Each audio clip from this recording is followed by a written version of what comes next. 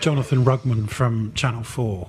I wanted to ask a question about a former resident of Indiana, actually, the journalist Jamal Khashoggi, who was a student there. And you got to make relationships with sovereigns as you find them. And so I do think the relationship with Saudi Arabia is one that we need to find a way forward on. Well, President Biden published the assessment. But what I can tell you is that I would have not have made that statement.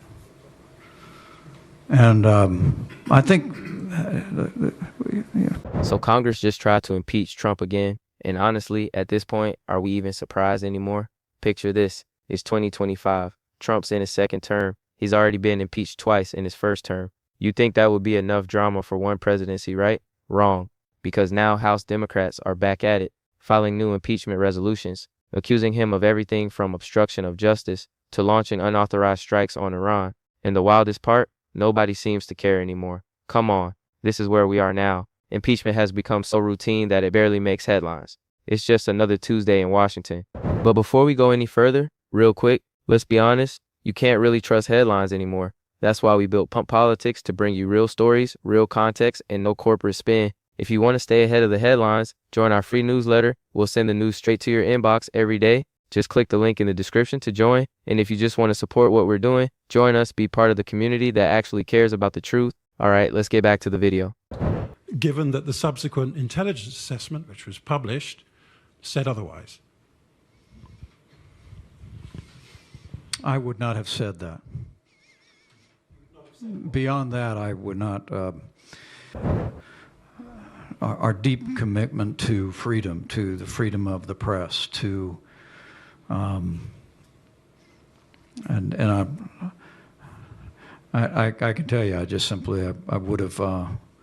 Let me break down what's actually happening here. In April 2025, Representative Sri Thanedar from Michigan introduces this massive impeachment resolution. H.Res.353, 7 articles of impeachment, 7. He's throwing everything at Trump. Obstruction of justice, usurping Congress's power over spending, abusing trade authority, violating First Amendment rights, creating an unlawful government office, bribery and corruption, and my personal favorite, tyranny, just straight up tyranny as an impeachment charge. Can you believe this? Then Nadar goes on TV and says Trump is a clear and present danger to the Constitution and democracy. He says we cannot wait for more damage to be done. Congress must act. Very dramatic stuff. Very urgent. Except here's the problem. Republicans control both the House and the Senate. So this resolution has absolutely zero chance of going anywhere. None. It's dead on arrival. But then Nadar introduces it anyway, because I guess someone has to say something about what Trump's doing. And then in June, Representative Al Green from Texas decides he wants in on the action too. He files his own impeachment resolution, Hudge.Res.537, but Green focuses on one specific thing, Trump's unilateral strikes on Iranian nuclear sites. See, Trump ordered military action against Iran without asking Congress for permission. No authorization, no debate, no vote, just boom, we're striking Iran now. And according to the Constitution, Congress is supposed to have war powers. The president isn't supposed to just launch attacks whenever he feels like it. Yeah, right, like that matters anymore. So Green files this privileged impeachment resolution. That means it has to get a vote. Leadership can't just ignore it. The House has to do something with it. And what does the House do? They table it immediately. They hold a roll call vote and kill the whole thing before it can go anywhere. The Iran strikes impeachment attempt lasted maybe a few hours before it was completely buried. This is wild. Now, here's what makes this whole situation so interesting. These impeachment efforts are dividing Democrats. Like seriously dividing them. Leadership is trying to shut this stuff down. They're warning that impeachment talk is politically toxic. They're saying voters are tired of it. They're saying it makes Democrats look obsessed with Trump instead of focused on helping people. And honestly, they might have a point. How many times can you impeach the same guy before people just tune out? But then you've got progressives who are furious about this. They're saying, wait, so Trump can do whatever he wants and we're just supposed to stay quiet? He can obstruct justice and we don't say anything? He can bomb Iran without congressional approval and we let it slide? He can abuse trade powers and violate the Constitution and we're worried about poll numbers? They're arguing that failing to hold Trump accountable normalizes all of this behavior. It tells future presidents they can get away with anything as long as their party controls Congress. And that's kind of the scary part here. Because even if you think these impeachment resolutions are pointless political theater, they're highlighting some genuinely serious stuff. Trump did launch strikes on Iran without authorization. That's not made up. He did create offices and spend money that Congress never approved. That happened. He did use emergency powers to impose tariffs that courts have called unconstitutional. These aren't conspiracy theories. These are documented actions that previous presidents would have faced massive scrutiny for. But in 2025, Congress can introduce the gravest possible charges against the president, articles of impeachment for high crimes and misdemeanors, and leadership just tables them, buries them in committee, refuses to hold hearings. The constitutional mechanism for checking presidential power has basically been turned into a symbolic gesture. Are you kidding me? So let's be clear about what this story is really about. It's not just about whether Trump should be impeached again. It's about what happens when the normal checks and balances stop working. When one party controls enough of government that accountability becomes optional. When impeachment becomes so common that it loses all meaning. When members of Congress can accuse the president of tyranny and everyone just shrugs and moves on. This is the state of American politics in Trump's second term. Impeachment resolutions filed and forgotten. Serious constitutional violations treated like background noise. A president who's already been impeached twice, facing new impeachment articles that nobody expects to go anywhere. And the whole system just keeps grinding forward. Like this is all totally normal. Like we didn't just cross about a dozen red lines that used to matter. So here's a question nobody wants to ask. If impeachment doesn't work anymore, if Congress won't use its power to check the president even when members are willing to file articles, then what's left? What happens when the constitutional safety valve gets permanently disabled? What does accountability even mean in a world where you can be impeached multiple times and it just becomes part of your brand? Okay, so let's dig into why these impeachment attempts matter even though they're going nowhere. Because I think most people are missing the bigger story here. First, you need to understand what Thanadar's 7 articles of impeachment actually accuse Trump of doing. This isn't just vague political rhetoric, these are specific charges. Article 1 is obstruction of justice. That's about Trump allegedly interfering with investigations, firing officials who won't do what he wants, and using executive power to shield himself and his allies from legal accountability. Article 2 is usurping Congress's appropriations power. That's Trump spending money on things Congress never authorized, redirecting funds to pet projects, and basically treating the federal budget like his personal checking account. Article 3 is abuse of trade powers. Sound familiar? That's the tariff stuff we've been talking about. Trump using emergency declarations to impose massive tariffs without congressional approval. Article 4 is violations of First Amendment rights.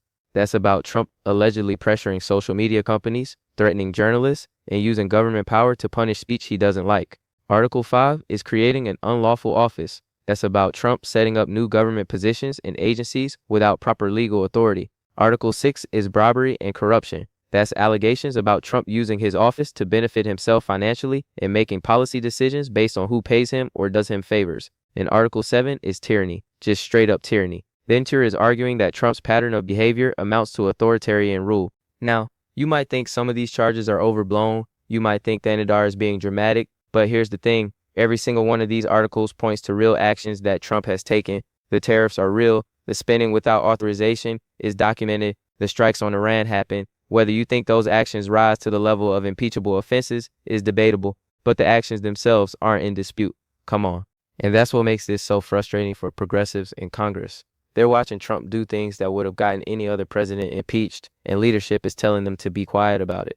They're being told that impeachment is politically unpopular. They're being told that impeachment is politically unpopular, that voters are exhausted by it, that bringing it up again will hurt Democrats in the next election. So they're supposed to just let it go. Let Trump consolidate power. Let him ignore Congress. Let him bomb countries without authorization, because talking about it might cost some swing district seats. But let's talk about Al Green's Iran impeachment resolution specifically, because this one is actually pretty clear-cut from a constitutional standpoint. Article 1, Section 8 of the Constitution gives Congress the power to declare war, not the president, Congress. The president is commander-in-chief, sure, but he's supposed to command forces in wars that Congress authorizes. There are some exceptions for immediate threats and self-defense, but launching strikes on another country's nuclear facilities, that's not self-defense. That's a major military action that should require congressional approval. Trump ordered strikes on Iranian nuclear sites in his second term, multiple facilities, significant military operation, and he did it without asking Congress, no authorization for use of military force, no declaration of war, no emergency resolution, just executive orders and military action. And when Al Green filed an impeachment resolution saying, hey, this is unconstitutional, the House tabled it immediately. They didn't even debate it, they just killed it with a quick vote and moved on. Can you believe this? Now, some people will say, Well, presidents have been doing this for decades. Obama bombed Libya without authorization. Bush stretched the post 9/11's AUMF to cover all kinds of things. Clinton launched strikes in the Balkans. This isn't new, and that's true. Presidential war powers have been expanding for a long time, but that's kind of the point. Each time Congress lets it slide, the president gets stronger. Each time a president launches military action without authorization and faces no consequences, the next president feels more emboldened to do the same thing. We're watching the constitutional balance of power shift in real time, and impeachment resolutions that get immediately tabled are a symptom of how far things have shifted. Let's talk about the political dynamics here, because the split among Democrats is really interesting. Leadership, people like Hakeem Jeffries and other moderates, they're terrified of impeachment talk. They remember what happened during Trump's first term. The first impeachment over Ukraine didn't really hurt Trump politically. If anything, it rallied his base. The second impeachment after January 6th was more serious, but Trump still came back and won again in 2024. So leadership looks at that history and thinks impeachment doesn't work. It's a political loser. We should focus on policy and winning elections, not on symbolic gestures that go nowhere. But progressives see it completely differently. They think the reason Trump keeps getting away with things is because Democrats keep backing down. They think that if you don't draw red lines and enforce them, then there are no red lines. They argue that letting Trump bomb Iran without consequences tells him he can do whatever he wants militarily. That letting him abuse trade powers without impeachment tells him he can abuse any powers. That every time Democrats decide not to fight because it might be politically inconvenient, they're basically surrendering the Constitution for short-term electoral calculations. And honestly, both sides kind of have a point. Impeachment has become politically toxic. Voters do seem tired of it. Polls show that most people aren't demanding another impeachment. They want Congress to focus on the economy, healthcare, immigration, real issues that affect their lives. But at the same time, if Congress won't use its ultimate accountability tool, even when the president is clearly overstepping constitutional bounds, then what's the point of having that tool? It becomes like a fire extinguisher in a glass case that nobody ever breaks open, no matter how big the fire gets. Here's another angle most people aren't talking about. These impeachment resolutions, even though they fail, they create a record. They put on the official congressional record that members of Congress believe the president committed impeachable offenses. That matters for history. Decades from now, when people study Trump's presidency, they'll see that even in his second term, with Republicans controlling Congress, Democrats were still trying to impeach him over constitutional violations. That tells you something about how abnormal this presidency is. It also keeps the pressure on in a weird way. Trump hates being impeached. He hates the narrative that he's a lawless president. Every time someone files articles of impeachment, even if they go nowhere, it's a news story. It's a reminder that a significant number of elected officials think he's abusing power. It denies him the legitimacy he craves. And for progressives, that's worth something, even if the resolutions never pass. But here's the dark side of all this. Impeachment is supposed to be rare, serious, a last resort when a president has truly betrayed their oath of office. When it becomes routine, when it becomes just another partisan tool that one side uses and the other side automatically blocks, it loses its power. Future presidents, whether Democrat or Republican, are going to look at Trump's experience and think, okay, so impeachment is just political theater now. As long as my party has my back in Congress, I can do pretty much whatever I want. That's a dangerous lesson for the future of American democracy. So where does this leave us on the war powers question specifically? Because Green's impeachment resolution about Iran raises a fundamental issue that goes way beyond Trump. Should presidents be able to launch military strikes without congressional approval? The Constitution says no, but decades of practice say yes. We've created this system where the president has enormous unilateral military authority, and Congress only really objects when the president is from the other party. Republicans didn't care when Trump bombed Iran. Democrats didn't care when Obama bombed Libya. Everyone just defends their own side and attacks the other side for doing the exact same thing. That's how we end up with presidents who can start wars on their own, who can order strikes that kill people and risk escalating into major conflicts without any democratic accountability. And when someone like Al Green tries to use the constitutional remedy, impeachment, to check that power, it gets tabled in a matter of hours. This is wild. We've basically decided that the president is above the law on military action as long as Congress won't stop them, and Congress won't stop them as long as the president's party controls enough votes. So war powers have become completely partisan, not about principles or the Constitution, just about whether your team is in charge. All right, let's break down what all of this actually means and where it's headed. Point 1. These impeachment resolutions are dead. They're not going anywhere. With Republicans controlling the House and Senate, there's zero chance Trump gets impeached and removed from office over any of this. Dana knows it. Green knows it. Everyone knows it. So why do it? Because sometimes you have to say something even when you know it won't work. Sometimes you have to put your objection on the record. Sometimes the alternative, staying silent, feels worse than filing a doomed resolution. But here's the consequence. Every time Democrats file impeachment articles that immediately fail, it makes impeachment look more like crying wolf. It makes voters think, oh, there they go again, trying to impeach Trump for the 5th time or whatever. It desensitizes people to the whole concept. And that's dangerous because someday there might be a president who does something so egregious that impeachment is absolutely necessary. And by then, the tool will be completely drained of credibility. Come on, we're using up our constitutional ammunition on symbolic gestures that nobody takes seriously anymore. Point 2. The Iran strikes issue is actually really important, and it's getting buried under all the partisan noise. Trump launched military strikes on another country without congressional authorization. That's a big deal. It doesn't matter whether you think the strikes were justified or necessary or smart. The constitutional process matters. Congress is supposed to debate and authorize acts of war. That's not some minor technicality. That's a fundamental check on executive power designed to prevent presidents from dragging the country into conflicts on their own whims. And the fact that Congress just shrugged and moved on tells you everything about how broken the war power system is. We've reached a point where presidents can bomb whoever they want, whenever they want, and Congress won't do anything about it unless it becomes politically convenient. That's not how this is supposed to work. That's not how you prevent unnecessary wars. That's not how you maintain democratic control over life and death decisions. But nobody wants to have that conversation. Republicans don't want to limit Trump's authority. Democrats don't want to make a big issue out of it because they know their presidents have done similar things. So the Iran strikes get memory hold. They become just another thing that happened. Another president for the next president to point to when they want to launch attacks without authorization. Are you kidding me? Point 3.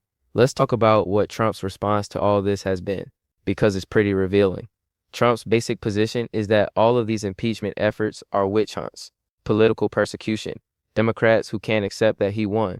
And to be fair, there is an element of truth to that. Some Democrats have been trying to impeach Trump since before he even took office the first time. There are members who would vote to impeach him for jaywalking if they could. That's real. But Trump uses that to dismiss all criticism as partisan attacks, even when the criticism is legitimate, even when he actually is overstepping constitutional bounds. He's created this shield where any accountability effort gets labeled a witch hunt and his supporters automatically dismiss it. And that's a really effective political strategy. It means he never has to actually defend his actions on the merits. He just has to attack the motives of the people questioning him. So when Thanedar files 7 articles of impeachment, Trump doesn't have to address whether he actually usurped congressional spending authority. He just calls Thanedar a radical Democrat who wants open borders and socialism and whatever else. When Green files an impeachment resolution over Iran, Trump doesn't have to explain why he didn't get congressional authorization. He just says Democrats are soft on Iran and don't want America to defend itself. It's all deflection all the time. And it works because his base trusts him more than they trust his critics. Point 4. The bigger picture here is about institutional decay. And I know that sounds dramatic, but it's true. We're watching the mechanisms of accountability break down in real time. Impeachment is supposed to be the ultimate check on presidential power, the Constitution's answer to a president who abuses their office. But what happens when impeachment becomes purely partisan? When one party will impeach for anything and the other party will acquit no matter what, the check disappears. It becomes theater. And it's not just impeachment. Courts are packed with partisan judges. Inspector generals get fired when they investigate the wrong people. Whistleblowers get punished instead of protected. Congressional oversight gets ignored. Subpoenas get defied. The whole system of checks and balances depends on people caring more about institutional norms than partisan advantage. And we're clearly past that point. Both parties have decided that winning is more important than preserving the system. Can you believe this? So what happens next? What happens when a president can do basically whatever they want as long as their party controls Congress? What happens when military action doesn't require congressional approval anymore? What happens when emergency powers can be stretched to cover anything? What happens when impeachment is just a political weapon that one side threatens and the other side ignores? We're about to find out, because Trump's second term is testing all of these questions at once. Point 5. There's also a question about what Democrats should be doing strategically. Leadership is probably right. That constant impeachment talk is politically toxic. It makes Democrats look obsessed. And one note, it turns off swing voters who just want Congress to focus on normal governing. But progressives are also right that you can't just let constitutional violations slide. You can't normalize abuse of power just because fighting it might cost you politically. So what's the answer? Maybe the answer is that Democrats need to be more selective. Instead of filing impeachment resolutions over every Trump action they don't like, they should focus on the clearest, most egregious violations. Build a strong case. force Republicans to defend the indefensible, make impeachment mean something again instead of being routine background noise. But that requires discipline. It requires leadership willing to tell their own members no sometimes, and it's not clear that either party has that kind of discipline anymore. So where does this leave us?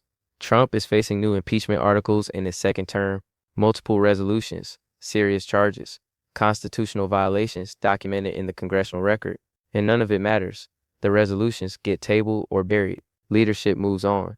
The news cycle continues, and Trump keeps doing whatever he wants because he knows Congress won't stop him. This is the new normal. Multiple impeachment attempts that go nowhere, presidential power unchecked as long as your party has your back, and a political system that's given up on accountability in favor of tribal loyalty. The Thanadar and Green resolutions are symptoms of a deeper problem. They show that some members of Congress still think impeachment should mean something, still think constitutional violations should have consequences.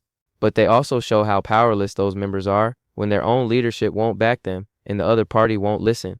These resolutions are like messages in bottles tossed into the ocean, symbolic gestures that make the people filing them feel like they did something, but don't actually change anything. And maybe that's the saddest part. We've reached a point where elected officials can accuse the president of tyranny, file formal articles of impeachment, lay out detailed cases of constitutional violations, and it barely makes the news. It gets a few headlines for a day and then disappears because everyone knows nothing will happen. Everyone knows it's just part of the show now. Impeachment as performance art, accountability as political theater, constitutional checks as empty threats. This is wild, and we're all just watching it happen like it's normal, like this is how democracy is supposed to work. Stay tuned, because Trump's not slowing down, and neither are the impeachment resolutions that won't stop him.